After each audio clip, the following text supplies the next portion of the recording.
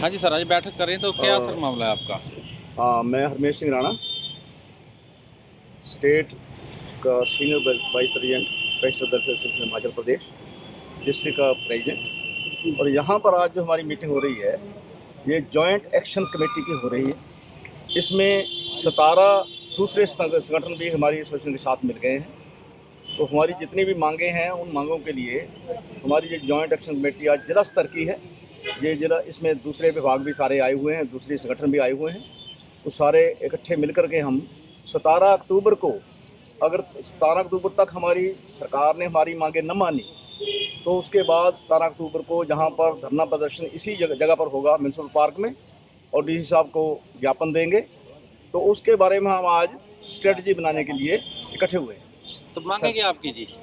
पहले सरकार को हमने मांगों के बारे में चार्टर ऑफ डिमांड 16 सितंबर को दिया है। 1 मंथ नोटिस दिया है, साथ में 1 महीने के अंदर अगर आप ये मांगे मानते हैं तो ठीक है, अगर नहीं मानते हैं तो हम 17 अक्टूबर को अपना संघर्ष शुरू कर देंगे, जो धरना प्रदर्शन होगा सारे जिलों में, सारे हिमाचल प्रदेश में। और उसमें वो सारे 17 संगठन सारे के सारे टोटल करेंगे। हमारी जो मांगे मेन हैं, मेन तो ये है कि नंबर 1 पे हमारी है कि 1/1/16 से लेकर के 31 जनवरी 22 तक जो लोग रिटायर हुए हैं, उनको सरकार ने अभी तक पे कमीशन वाला कोई भी बकाया नहीं दिया है। यहाँ तक कि 5 लाख से लेकर के, मेरे को डॉक्टर साहब मिले थे, वो 48 लाख तक लोगों का बकाया बाकी है, सरकार के पास पड़ा है। अरबों रुपया सरकार के पास हमारा पड़ा है, वो सरकार दे नहीं रही। उसके बाद आगे अभी पता लगा है कि 23 के बाद जो लोग काफ़ी जगह पर जो लोग रिटायर हो रहे हैं, उनको कुछ भी अभी नहीं दे रहा, उनका होल्ड पे कर दिया सब कुछ। इसी तरह हमारा जो डीए है, वो 16% हमारा डीए सरकार के पास ड्यू हो गया आज की डेट में। तो वो डीए भी हम, सरकार से हमारी मांग है कि वो डीए भी हमें शीघ्र से शीघ्र दिया जाए। उसके साथ 111 महीने का एरियर भी है। जो डीए की किस्तें पहले दी हैं, उन किस्तें तो दे दी, पर उसका बकाया नहीं दिया, जो पिछला बकाया था, वो 111 महीने का बकाया हमारा है। इसी तरह हमारे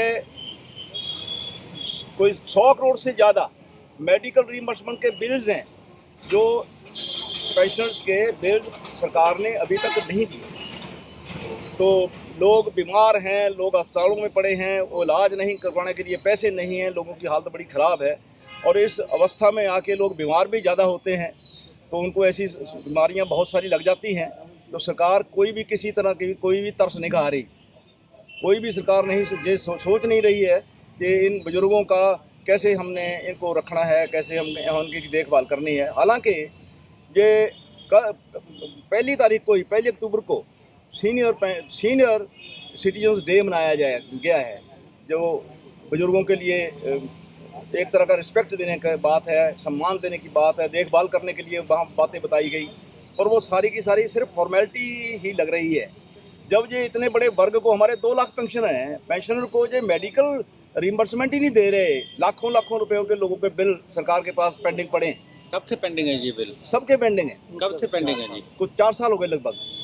तो सरकार उनको दे ही नहीं रही, तो क्या देखभाल क्या करनी है उन्होंने बुजुर्गों की? जो ड्यू है, उनके जो राइट्स हैं, वो ही नहीं दे रही। तो हम अपने राइट्स के लिए एजिटेशन 17 से शुरू करेंगे, और 17 के बाद आगे भी, ये 17 कोई नहीं होगा, उसके बाद भी हमारी एजिटेशन चलती रहेगी। और चलते चलते चलते हम, जब विधानसभा का सेशन होगा, तो विधानसभा का घेराव करेंगे शिमला में जाकर के। ऐसा हमने प्लान बनाया है। तो उसके लिए अभी सारे हमारे संगठन इकट्ठे होकर के सबसे पहले यहाँ पर हज़ारों की संख्या में इकट्ठे होंगे और डीसी साहब को ज्ञापन देंगे इकट्ठे होकर के। ये हमारा प्लान है। आगे नेक्स्ट HRTC जो है, इनका तो बहुत ही बुरा हाल है बेचारों का। इनको अभी तक अगस्त की पेंशन ही ना मिली, अगस्त की पेंशन अभी तक नहीं मिली, सितंबर की पेंशन अभी तक नहीं मिली। इनका तो हालत ही बहुत ख़राब है और बड़ी दयनीय हालत है। मैं समझता हूं कि ये जो ऊपर सर्वोच्च अधिकारी, बड़े बड़े अधिकारी बैठे हैं, इवन मंत्री, जो संबंधित मंत्री है, इनको कोई नैतिक अधिकार अपनी तनख्वाह, अपना वेतन लेने का नहीं है जब तक पेंशन को ये पेंशन नहीं देते। इनका कैसे अपनी वेतन ड्रॉ कर लेते हैं? ये परिवार के मुखिया हैं। परिवार का जो मुखिया होता है, अगर बच्चों को खाना ना मिले, बच्चे खाना ना खाएं, तो क्या परिवार का मुखिया रोटी खा सकता है? आप भी सारे परिवार के मुखिया अपने अपने के, कभी ऐसा होता है? नहीं होता है। तो ये लोग अपनी अपनी तो बड़ी मोटी मोटी तनख्वाहें जेब में भर के चले जाते हैं घर को, वो बेचारे उनके बच्चे जो है रो रहे हैं पेंशनर्स के। HRTC वालों की तो बहुत ही ज़्यादा दुर्गति हो रही है। अब ये HRTC वाले पहले अकेले थे, अब इनके साथ बाकी 16-17 संगठन और हैं। अब सरकार को पता लग जाना चाहिए कि अब HRTC अकेली नहीं है, इनके साथ सारे हिमाचल के पेंशनर्स हैं और इन अपने दूसरे हकों के साथ इनको भी हक दिलवा के छोड़ेंगे। इनकी पेंशन का डेट बना के छोड़ेंगे, पहली तारीख को इनको पेंशन मिलनी चाहिए।